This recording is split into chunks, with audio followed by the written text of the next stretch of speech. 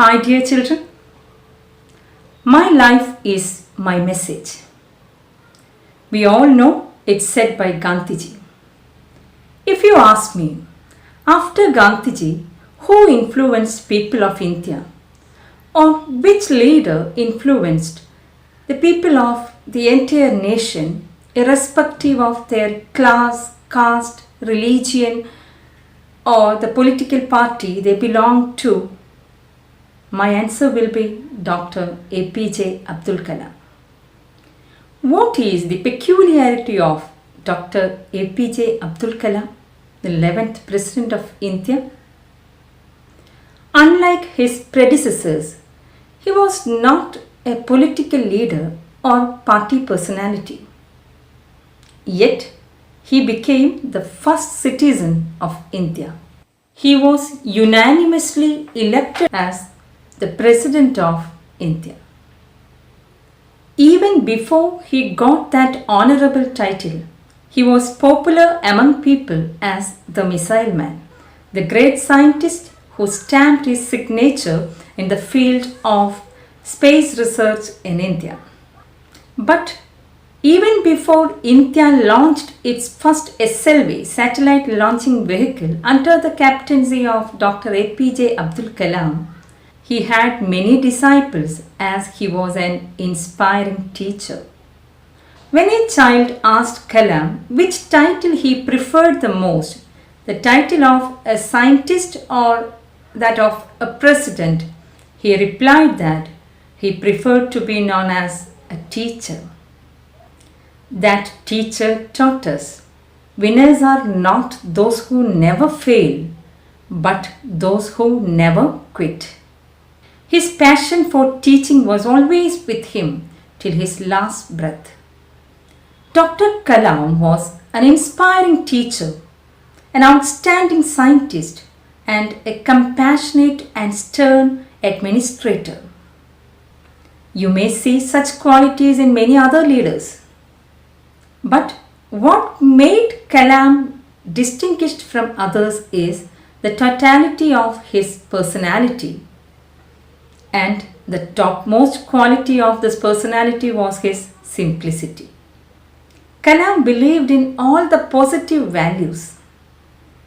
He believed in education, equality, secularism, compassion, justice, law, and above all, the humanitarian values.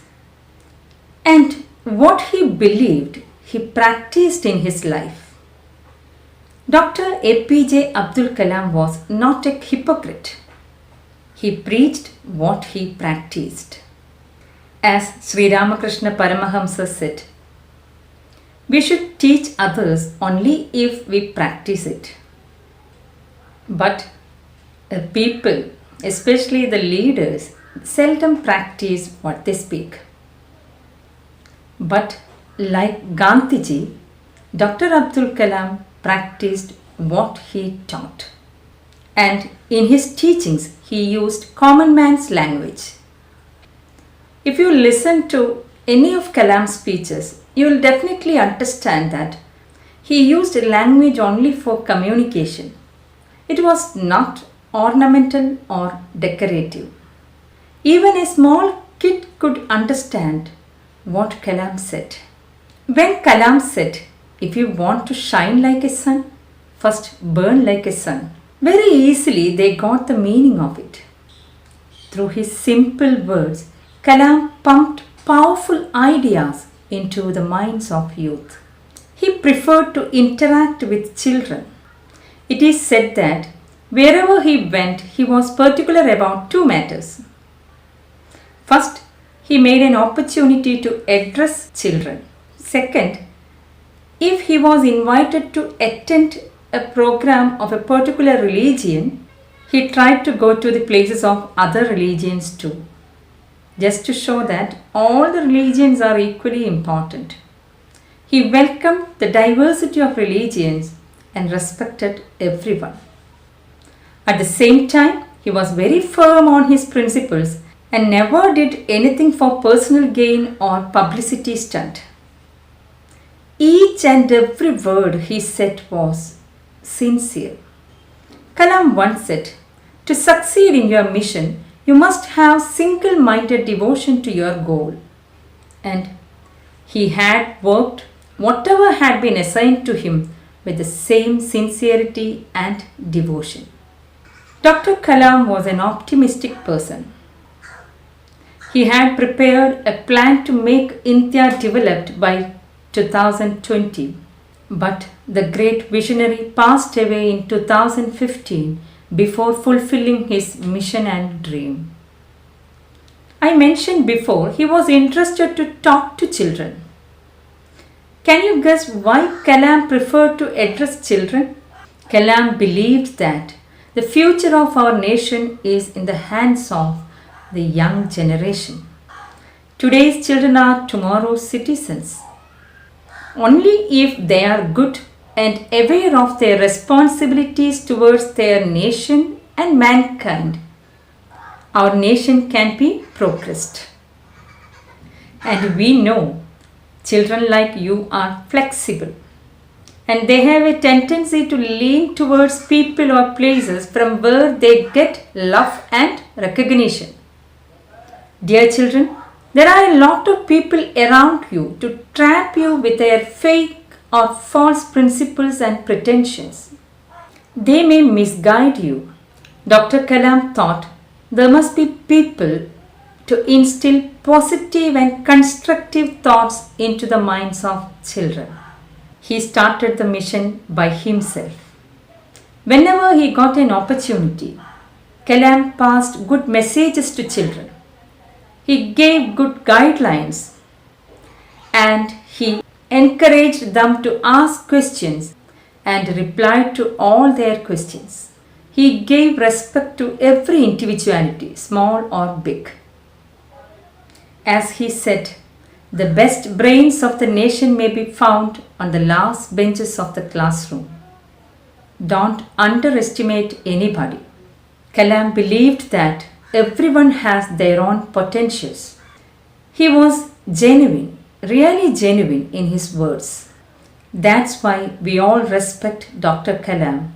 And that's why we all mourned when the 83-year-old man passed away on 27 July 2015. Dr. Kalam was an embodiment of knowledge, wisdom, and spirituality. His life was his message. Now let's go through one of his speeches addressed to children and see what he says to children like you.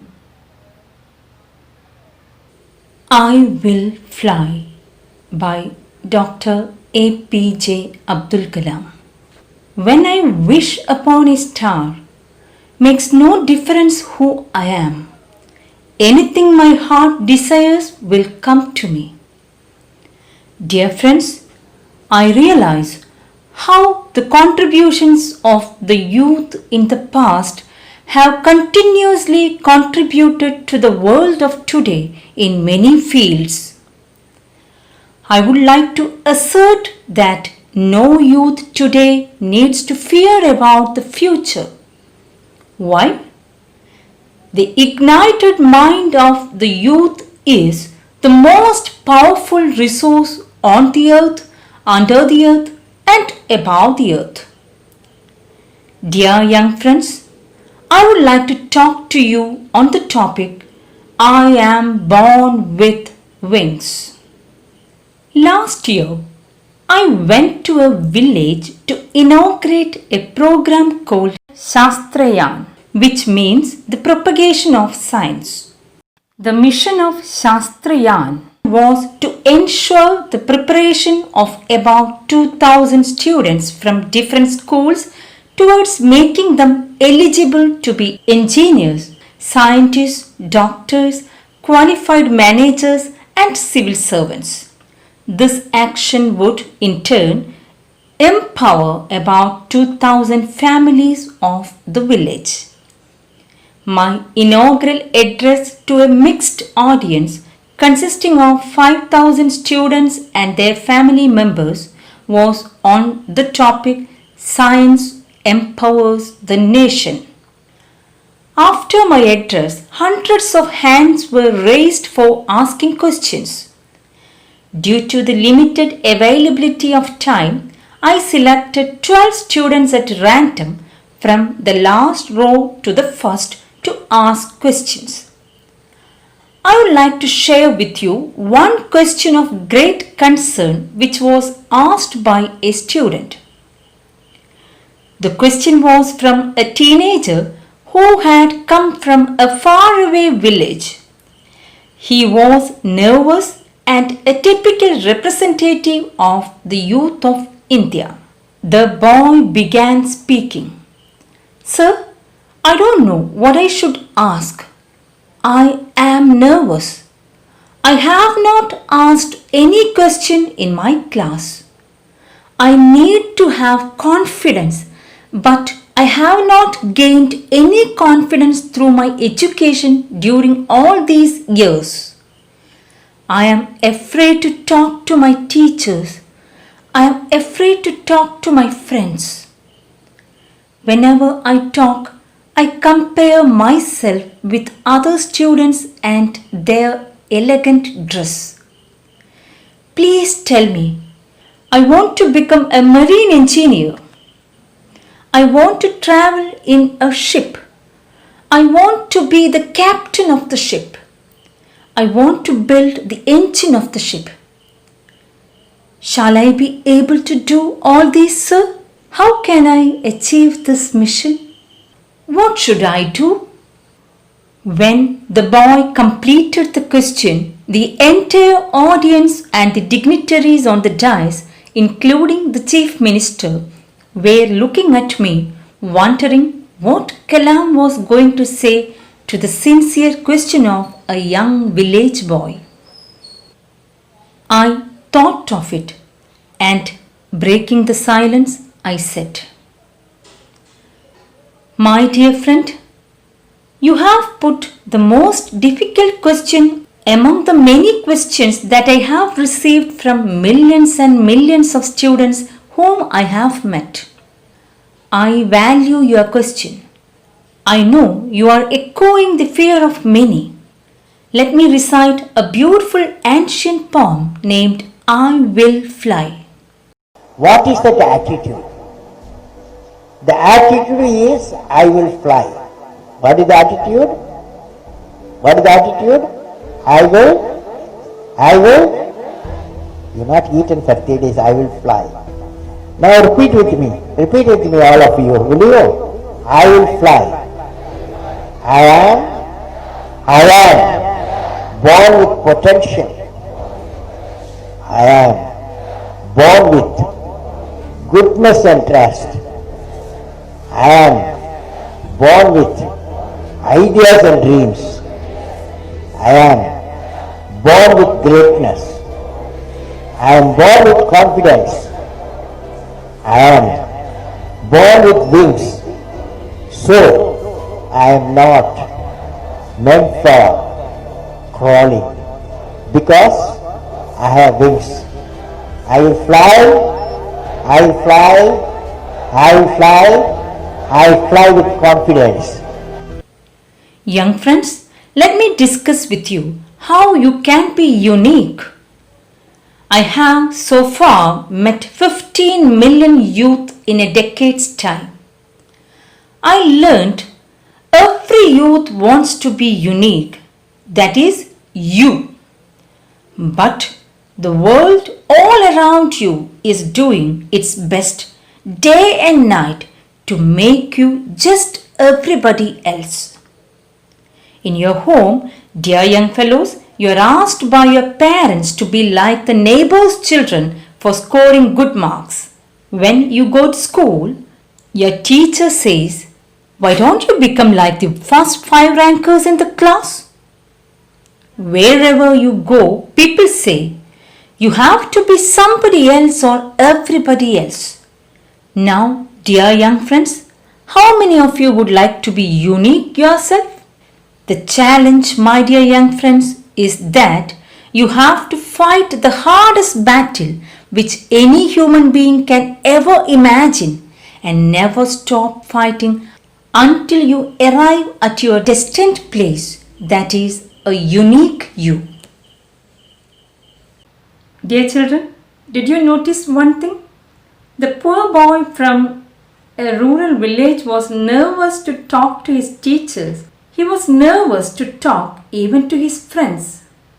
But the same boy raised his hand to ask question to Dr. Kalam and revealed his problem to him in public. From where he got the courage to speak up? That was the charisma of Dr. Kalam. He was such a simple man in his appearance and words. His body language and way of interaction made others feel friendly towards him. My dear children, there are two reasons for the village boy to stand up and ask question to Kalam. First, the boy felt that Kalam was approachable to him. In spite of his great position, Kalam welcomed all the children to ask questions to him. The second reason was the boy's confidence in Kalam. The boy wanted to get a clear-cut answer to his problem, and he was sure that this great man would help him to solve it out. And of course, Kalam had an answer with him. And that was his message to us. Be unique. Be yourself. Don't try to imitate anybody. Don't try to go after someone else's dream. Chase your dream. Then, how can we chase our dream? Kalam says, dream, dream, dream. Dreams transform into thoughts, and thoughts result in action. We must have a dream, that is, a goal. After setting a goal, we must analyze or we must think about ourselves whether we are capable of achieving this goal. Do we have an aptitude for it? What is our strength and what is our weakness?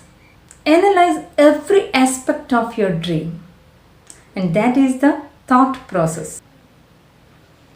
Once you decided to chase your dream, you go to the third step, that is action. Action means working hard to achieve your dream. You must work hard to achieve your goal or dream and never quit from your attempt. As Kalam said, if you fail, never give up, because fail means first attempt in learning. My dear children, I wish you all the best in your journey towards success. Thank you.